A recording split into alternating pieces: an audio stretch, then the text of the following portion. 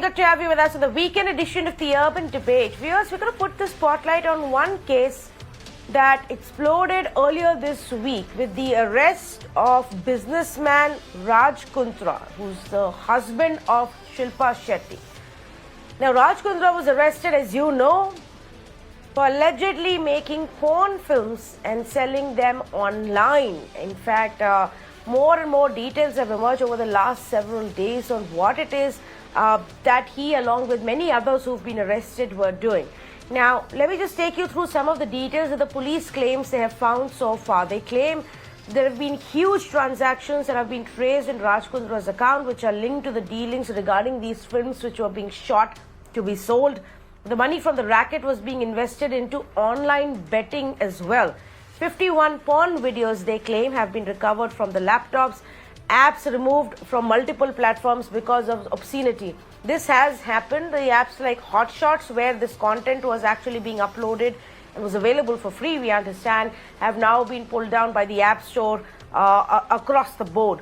The police also says Raj Kundra launched another app once an original FIR was filed some time back. Data has been deleted since he's been arrested, but they've also found some WhatsApp chats, they claim, which indicate about an international level deal that was taking place, allegedly a deal of about $1.2 million for several films that would have been made and then sold. In fact, he was planning to sell 121 videos for this amount. Now, the argument that's playing out in the courts, and we will wait, in the coming days to see what more details of investigation emerge, what is the evidence that comes out. But the argument that's played out in the court really has been from Raj Kundra's end that these were not porn films. These were erotica films which were being made, and that's the differentiation that they are trying to really create, to say that unless and until there is full-fledged sex that is actually shown in a video, it cannot be categorized as porn, which is effectively illegal in our country. But that's not the only charge he faces. He also faces charges of cheating.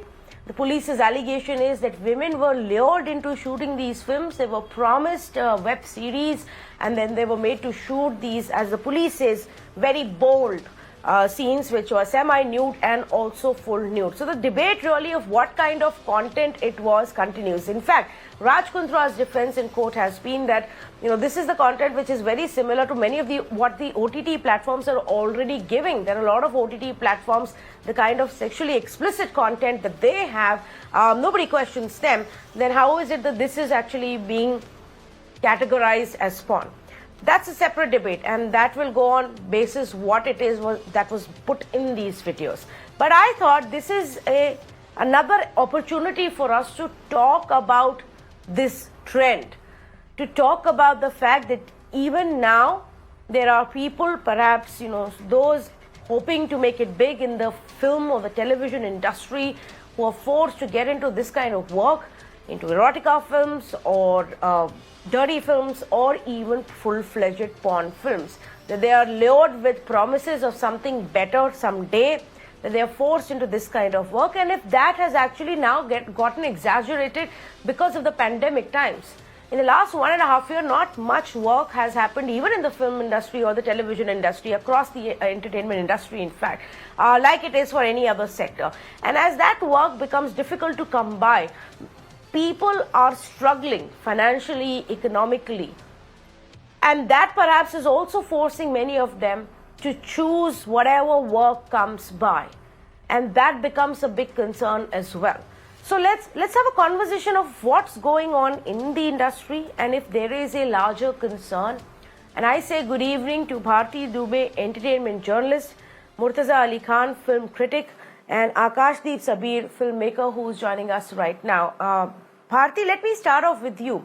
Perhaps this won't be the first such racket that has been busted. Maybe, an extremely high-profile name that's come through, and which is why it's making the headlines.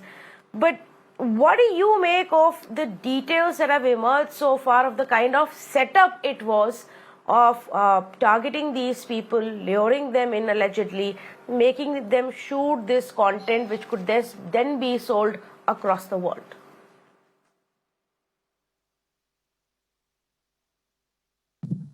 See, content has been created. The women who actually signed these films should have known these are erotica content. They should have signed it, reading the contract. They should have signed it saying that this is what is going to be. Now, none of them have gone blindly into that particular contract. And whatever Raj's lawyer has told me, that these are erotica content. And erotica content has been made in the past. It is not something that is new. But porn word is still debatable in this particular case for me. Can you hear me, Tanvi? Yes, I can hear you. Go ahead, please. That is the point I'm trying to make. I spoke to a couple of ladies also, and there are a lot of these girls who are also wanting to have gone into this profession knowingly. It's not that they don't know what they're getting into. And I have spoken to some women who are from outside sector. They don't belong to our industry, but they have gone into this particular profession. Of course, desperate times, people want to earn money. And there are girls who work in different sectors. I don't want to name those sectors because I'll get into trouble. They have joined this industry to earn that little money that they get from these particular movies that are being made. And erotic content, if Akashdeep will tell you, erotic content has been there, and there have been adult stars in our industry, especially in the South. So I don't know, this terming this particular thing as porn is not very convincing to me. I can call it as erotica content that they're making, that Raj Kundra's company was making.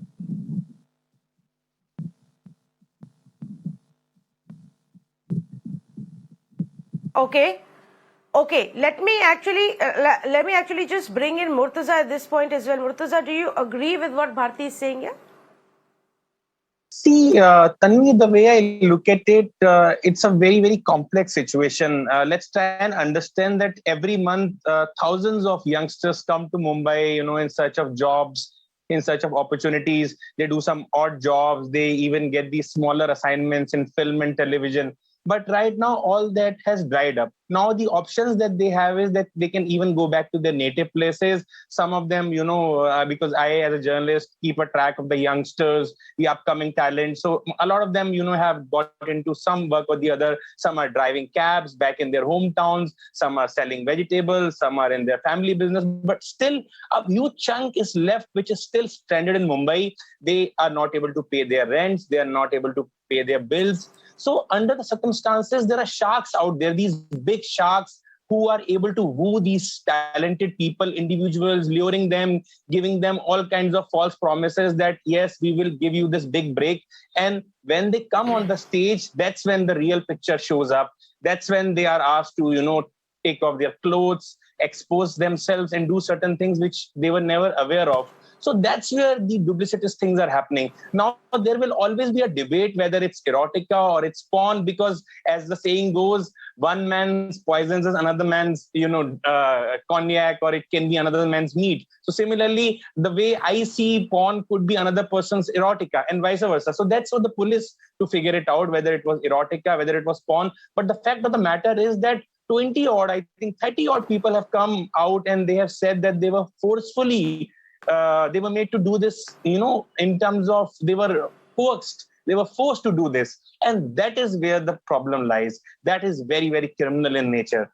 More than the fact that it is erotica or porn, the fact is that it's being done against the consent of these individuals. Yes, in fact, so that's exactly what I also wanted to highlight, that irrespective of what they finally decide on the kind of content and which category it really comes into, broadly we know what it is. And the fact is that many of the people were allegedly forced into this kind of content. They would have been lured with false promises, with the promise of something better. I think Akashdeep, it was also, claimed by the police that they were made to sign certain non-disclosure contracts as well. So we know this has existed. We know this has existed for years and decades, perhaps, this kind of a, underbelly of the entertainment industry. How do you go about cleaning it up? Is there a, way of making the industry maybe more organized, more transparent in the way the contracts are done, what is said, the way the casting is done? How do we clean it up? Tanvi, there is nothing called porn industry. Therefore, I don't know how valid your question is.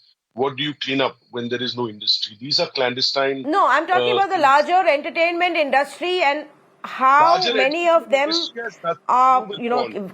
this case being an example, get trapped into this kind of doing this kind of content in the promise of something else, or they're forced into this kind of content because they are not getting anything else. No, Tanvi, I don't agree with you. First and foremost, Bollywood has no connection with this industry. There is no parallel industry called porn industry in India.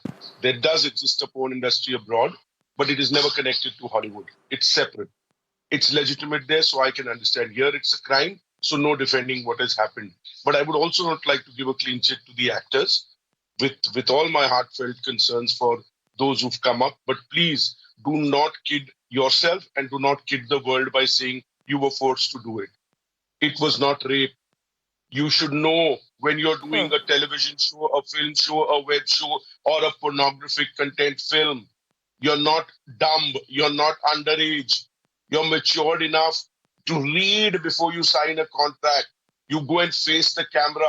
Multiple artists are engaged in sexual explicit activities, whether, like you said, it's all the way or not. Therefore, it could only be erotic and it could probably not be porn. That's a total different dimension. But I'm not ready to accept that those people didn't know what was happening. Poor little things. They just went and did it and later on realized, Arey, our clothes were removed. We didn't know. Come on. This is not the way. This is not what happened. The maker is responsible. His is a criminal activity. So is every member of the unit, including the actors. No way we can defend this, especially because porn may be an accepted alternate viewing site abroad. But in India, I also agree with the government. We're not ready as yet, and therefore it is still a crime here. So it's not just the maker who should be held as a criminal, but every participant, whether it is cast and crew. And as regards cast coming out and saying, we were forced, we were coerced, we didn't have any other work during COVID. What do you mean? Are you all the only girls who didn't have work during COVID? 90% of the country didn't have. You mean to say they all should justify being in erotica content because there was COVID and there was no other work? And lastly, how do you relate this to Bollywood? This is somebody's own idea of creating this content, selling it to a portal outside, making money. This is an individual transgression of the law and should be dealt with individually. Okay. In fact, I also don't. Let me just clarify that, Akashdeep. At no point am I saying it. I don't know if you've read it or heard it elsewhere that this is about Bollywood. I think I've been very clear from the beginning. Film and television industry, the entertainment industry, it doesn't even have to be Mumbai-centric or Bollywood at all. It could be in any other part of our country. I'm talking largely about entertainment industry, which would include OTT platforms, web series, television, all of that.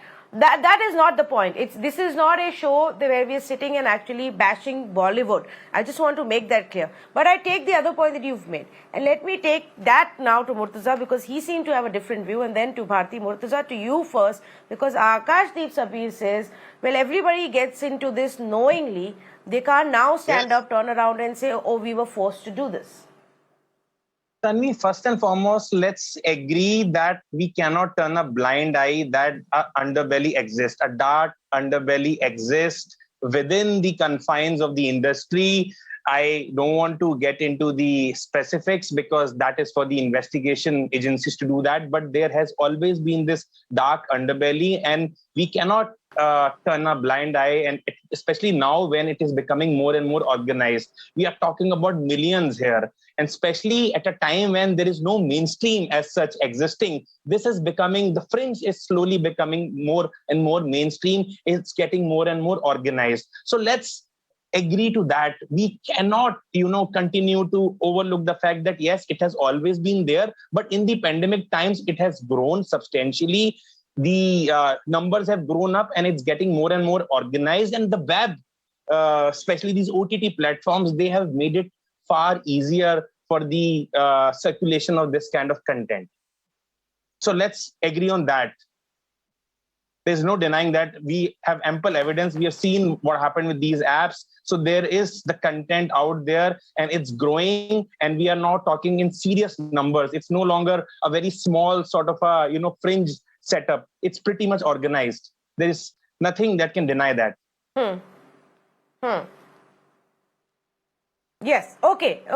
Bharti, where do you stand on these two views that have been put across? What Akashdeep says is Bollywood per se is not directly involved. But there is definitely what Murtuza said. There is an underbelly. There are content being made. There are people involved in this particular industry. Money is being made. Actresses are doing this kind of shooting for this kind of content. People are taking advantage of girls also. But there are the girls. What Murtuza said. Yes, numbers are growing. Porn industry has grown. In fact, consumption in our country of porn has gone up like huge. Consumption is happening. That is why the reason is the production has also gone up probably. And I know for a fact that a lot of these small studios in the outskirts of Bombay are creating this kind of content, which there is no denying of the fact. But we can't label Bollywood ki na Bollywood ko clean up ki zarurat hai. That I don't agree with. Correct. No, correct. No, so let's try and then recalibrate what we're saying here. Yes, it happens. Yes, perhaps it's happening at a larger scale now. No, it isn't just about restricted to Bollywood. We're talking about a larger, movie making segment here. Whether you categorize it as erotica or porn or whatever else. The point here is whether that's now become bigger. Because of the pandemic, are there more of such videos now being made, and the technology is obviously aiding the fact that it's so easy to put it out there, it's so easy to make money out of it. So it's illegal in our country. That's one aspect. Can we blame any specific segment, or are all of them equally to be blamed for knowingly getting into this and wanting to make a big buck? That's the question, Bharti.